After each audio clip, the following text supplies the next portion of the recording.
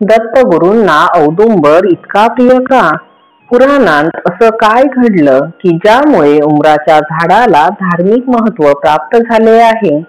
तर त्यामागे अशी कथा सांगितली जाते की हिरण्यकशिपू राजाने घोर तप करून ब्रह्मदेवांना प्रसन्न केले होते आणि त्यांच्याकडून वर मागून घेतला होता की त्याला माणसाकडून किंवा प्राण्याकडून मरण येणार नाही, दिवसा किंवा रात्री मरण येणार नाही, घरात किंवा घराबाहेर मरण येणार नाही. ब्रह्मदेवांनी तथास्तु म्हणत त्याला वर दिले आणि त्यामुळे त्याला वाटू लागले की आता त्याला कुणीही मारू शकणार नाही. त्यामुळे राजाला अहंकार झाला. त्याला देवांपेक्षा मोठा असल्याचा अभिमान होऊ लागला.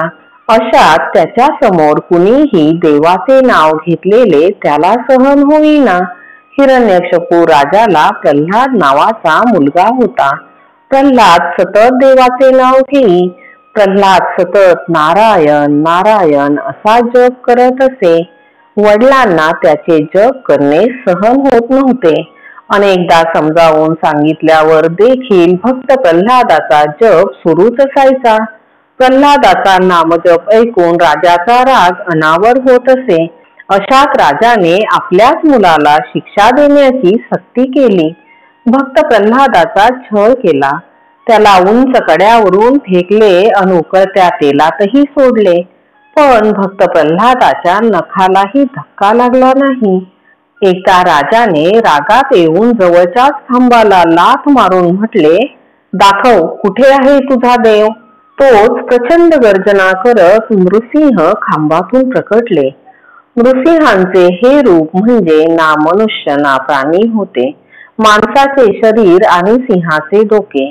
उंबरठ्यावर म्हणजे घरात किंवा घराबाहेर नाही, सायंकाळी म्हणजे दिवसा किंवा रात्री नाही, अशा वराच्या अटी पाळून नरसिंहाने हिरण्यकशिपूच्या पोटात नखे रोवून पोट फाडून त्याचा नाश केला.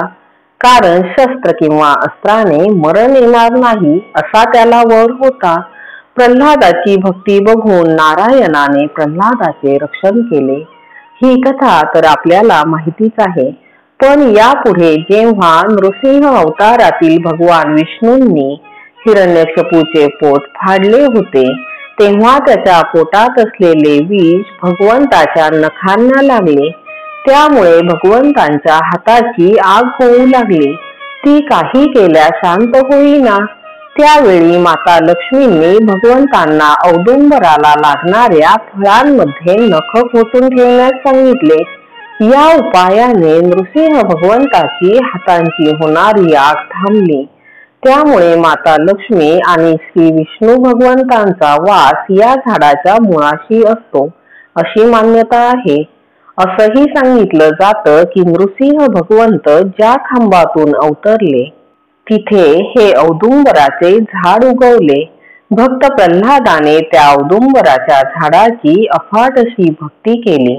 त्या ठिकाणी बघा, त्या वेळेला स्वतः दत्तगुरु त्या ठिकाणी आले आणि भक्त प्रल्हादाला सांगितले की औदुंबराच्या झाडाखाली मी स्वतः वास्तव्य करील. असंही सांगितलं जातं की दत्त महाराज एकदा अतिक्रोधित होते. तेव्हा चालत चालत ते औदुंबराच्या वृक्षाखाली आले आणि अचानक त्यांचा क्रोध शांत झाला. महाराष्ट्रामध्ये देशामध्ये ज्या ज्या ठिकाणी दत्तगुरु महाराजांची मंदिरं आहेत त्या त्या ठिकाणी औदुंबराचे झाड हे निश्चित आहे. औदुंबराच्या झाडाला येणारे फुलही आश्चर्यचकित करणारे आहे. ज्याचं नशीब भाग्यवान असेल त्यालाच औदुंबराचे फूल दिसते. त्या फुलाचे दर्शन जर झाले तर साक्षात दत्तगुरूंची कृपा त्या व्यक्तीवरती आहे असे म्हटले जाते. श्री गुरुदेव दत्त. कहाणी आवडली असेल तर लाईक, सबस्क्राईब व शेअर करा. धन्यवाद.